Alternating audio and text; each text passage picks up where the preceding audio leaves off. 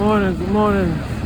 So y'all already see I'm at work, so I put all my faith in the Lord's hands, because when the enemy is using such devices and weapons against you, and you don't necessarily have the physical means to basically defend yourself, you basically have to rely on God to protect you in the ways that you won't necessarily be able to protect yourself in. Unless you just give yourself over to God, you already know that these people are willing to kill, rob anybody, whether it's for a material item or it's their,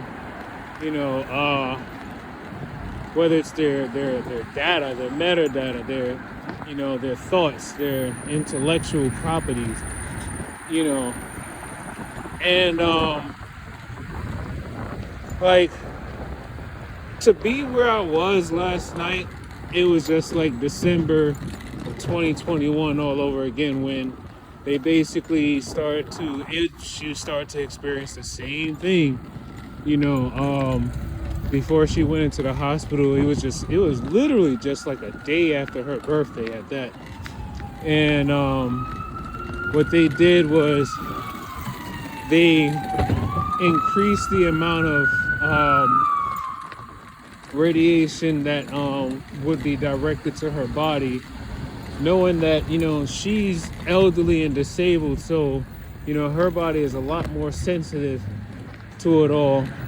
And because she's like a woman of faith and she's not going to really try to understand the science and everything behind it, the attacks, she's going to just like let herself just be in God's hands, So I can't allow myself to be upset because, she won't let me turn off all the power in the house.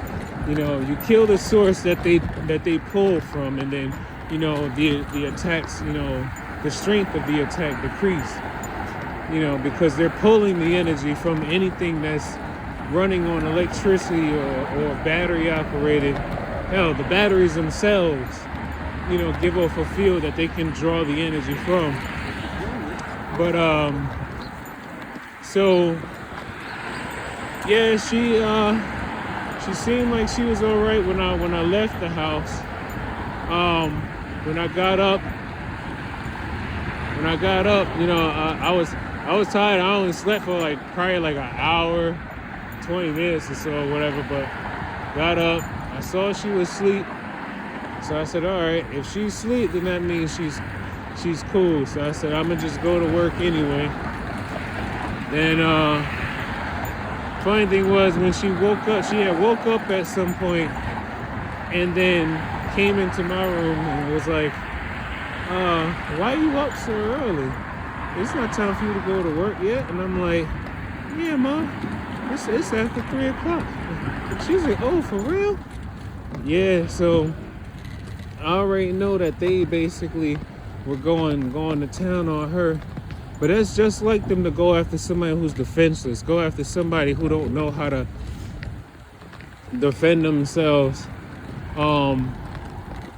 Right, it's just like when you basically sneak up behind someone and take somebody out, instead of meeting someone head on, they're operating in this genocidal secrecy, and is cowardice, and it's dishonorable at the end of the day. It's like, because it's not like I'm a gang member or something and I'm like their rival. It's not like I actually did something to somebody's family member and they're getting even. It's nothing like that. It's literally because I am somebody who has moral fiber, right? I have a code of ethics that I live by. I refuse to ever be coerced or to be manipulated to do something that I would never choose to do on my own accord. I would never take on a job that I don't want, because that goes against my own ethics, because it's like, why would I do something I don't want? I'm gonna hate every moment of it. And then not only am I gonna hate every moment of it, I'm also more likely to make more careless mistakes while doing, that job, because I don't actually want to do that job. So, with all that being said, slide up a little bit. My trailer kind of blocking the bike path. You see. But yeah. So all these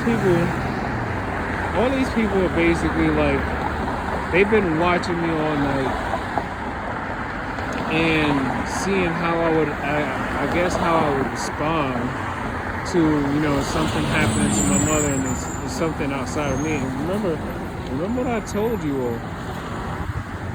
Do not fear or allow yourself to stress over the things and people you cannot control. You don't necessarily have the, when they're attacking your family or whatever, and someone's health is deteriorating, or you see someone that you care about in pain, you already know you don't have superpowers to heal them, or at least maybe you don't know. But the thing is, stress and despair, none of those low vibrational energies are going to help you. So you have to remember, even while things are happening, you have to remember not to allow stress to basically take over your mind. You have to make sure that you are fully present. You are not allowing yourself to overthink what can happen. You will stay present in that moment. Continue to always stay in the present moment. If anything that you do, you use your mind to actually manifest healing or manifest peace into the person that is suffering. That's what you can do. That's what you can basically use the power of your mind to do, is use your mind to basically manifest peace and healing and love and forgiveness into the people who are suffering. But I'm gonna continue this in a little bit. I gotta pick up my route. Alright, so I'm back. Let me turn down my radio. So, yeah, I use the radio when I'm charging my phone. Also, it's one of the few things that I have that plays music and they don't necessarily mess with it as much. Mostly probably because it's a flip phone, and also, I don't know, they just don't seem to mess with the flip phone as bad as they do if I'm trying to if I'm trying to listen to Spotify on my phone. Then also, these bikes, because they're battery operated, they basically can extract energy from the bike, causing it to make it feel heavier than what it should, because it's a pedal assist bike, and with every turn, with every pedal, right, it's using the energy that's coming from the battery to assist in the force going forward, or my foot going forward. But what they do is, when you learn about interferometry, they basically extract the energy, or they intercept the energy from the battery, from in between the battery and the bike, and they refocus that energy. Guess to where? Me.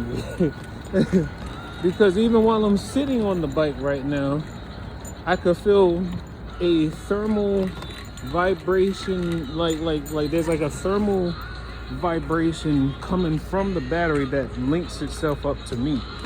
A lot of times it aims for the chest. Let me see. Yeah, this is it. All right, hold on. I'll be back. So, yeah, they basically concentrate the radiation coming from the bike battery, and they direct it to my body. Yeah, then also because my phone is basically like used as a ray of energy for them too. Since cell phones, you can basically force the phone to emit even more radiation than it normally would. Talk about interferometry again. You know, plus you can't take the battery out of an iPhone, so it's like, you know, that's pretty much it. So like right now, they're pulling energy from the battery now, because my cart is not heavy. I don't have that many heavy things, but yet my bike is on probably one of its lowest gears, and this is pretty flat terrain. So, you know, you just have to just put your trust in God at the end of the day, because I mean, you already know there's only but so much you can do. So the most powerful thing you could do is not fear the outcome of anything that they're already doing. Especially if you know that people are already dying left and right. You know, and then one TI had posted a comment on something I posted, and she said something along the lines that, you know, we kill flies for far less offensive. We kill flies for far less offenses, far less aggressive offenses, or something like that. And then she was like, it's weak how we basically think, you know, that we deserve any better than the very insect or bug that we kill for nothing. So I took that kind of to heart, because it made me think, well, it's kind of one of those things that just be like, well, how can you really tell yourself why me? Don't you kill things too? Hold on. Got another delivery. Yeah, that was fast. It was only one package anyway.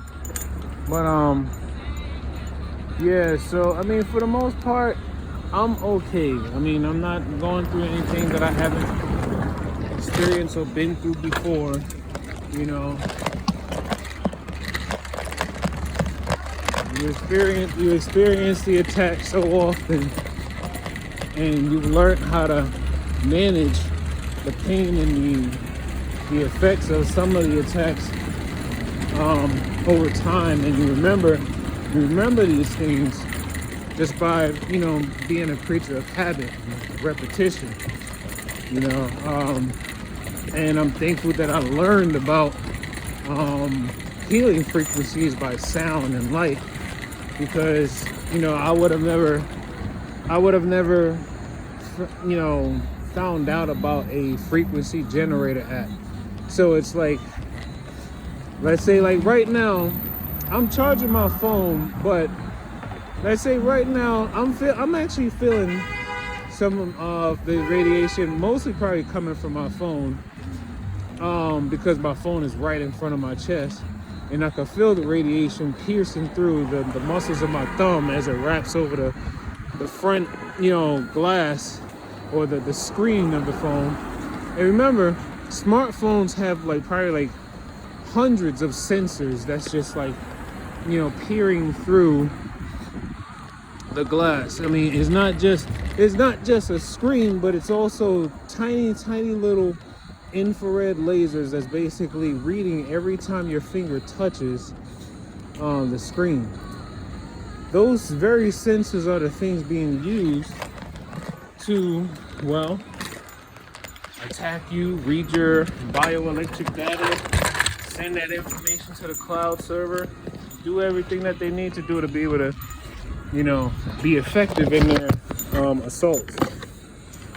You would think that after all the military documents I probably read, you would think that, oh, this is just practice for the actual war. But I'm like, but why would you practice on people who's not actually breaking crimes though? I mean, breaking laws. Why would you actually practice this on people who don't necessarily deserve to be tormented, right? That's when you realize the people that they have controlling these weapons, they are the ones who's basically breaking the laws. They are the ones who's actually going out here, giving leeways and working with judges to make sure people don't serve the times that they're supposed to serve. Especially people who really, really deserve to be behind. Not because you stole something, because you were just trying to feed your family.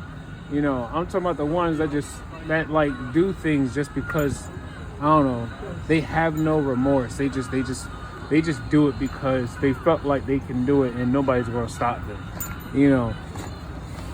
But anyway, ooh, look at the energy rating on this building. I wonder how many people could possibly be targeted in here. Never mind, that's a whole different thing.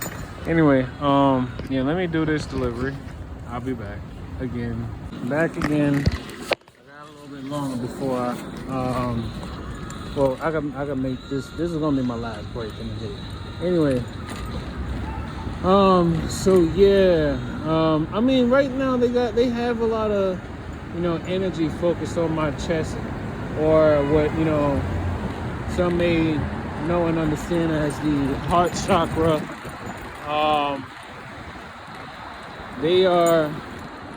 They're adamant about proving their point to me that you can't mess with secret society. You're an idiot for thinking you can take on secret society. We kill presidents that are more powerful and influential than you. What makes you think you're gonna do anything? And I'm like, yeah, it's not the fact that I think I can stop it myself. It's that you have to have some people in the world to actually be fearless enough to actually go through with the process of doing it. That's what causes the chain of events. You have to become the pebble that starts with the little ripple in the ocean that eventually turns into a tsunami somewhere halfway across the world. We tend to forget about, various times throughout, human history that someone who is considered the underdog, the minority, or the lone wolf or whatever, who thought that they could take on something so powerful or whatever the case may be, but then come to find out, even if they lost their life in the process of defending themselves or defending what they believe, it caused a chain of events. It caused a chain reaction. Other people began to become even more empowered by the courage that this person was able to do. So they want to call me a snitch, right? But get this, they're using government-funded technology. Everything that they're using, the government has already been basically working on this stuff for decades. As soon as they got this and got the information from the Soviets, the U.S. government started working on their own version of the technology. And then they got caught with their hands in their pants during the Cold War. So, and then on top of that, after that information was released, in 1993, Bill Clinton goes on record, does a whole press conference where he apologizes on the behalf of the U.S. government for its experiments, its radiation experiments on U.S. citizens, home and abroad. And look, now that I'm saying that, my phone is just blowing up with radiation right now. It just lit up my hand right now. But it's all right though. Like I said, someone has to be willing to sacrifice themselves for the greater good of generations to come, really. You know, I'm the main one that they have the problem with, but they go after an elderly disabled woman who's 74 years old, could barely walk. That's the type of cowards that we're dealing with. Oh, he's a pussy because he don't want to become a police officer. All he had to do is become a police officer. No, if I would have listened to you tell me to become a police officer when I don't want to become a police officer, I figure there's something very, very odd about the statement you just made about me. So yeah, they could take that one and shove it. And I'm just thinking to myself, it's probably just as important to have people with heart, just like any other police officer or soldier who's actually on the civilian side. Because why? Police officers and soldiers, they're on the forefront. They're basically on the forefront of these wars or engagements, we should say. But you also should have people who are civilian, who basically can step up at some point. They may not be as skilled or trained as anyone else, but at least you have civilians who at some given point, because when you remember the world wars, most of those people basically didn't have enough time to really just become elite fighting members of whatever. They basically they were, a lot of them were farmers and mechanics and whatnot, and probably writers. The next thing you know, they went into the draft. They went in and did what they had to do, right? So now I am a civilian who has been unlawfully added to some type of terrorist watch list, even though I have not terrorized anyone or incited any form of terrorism. And I am actually the one that's being terrorized covertly.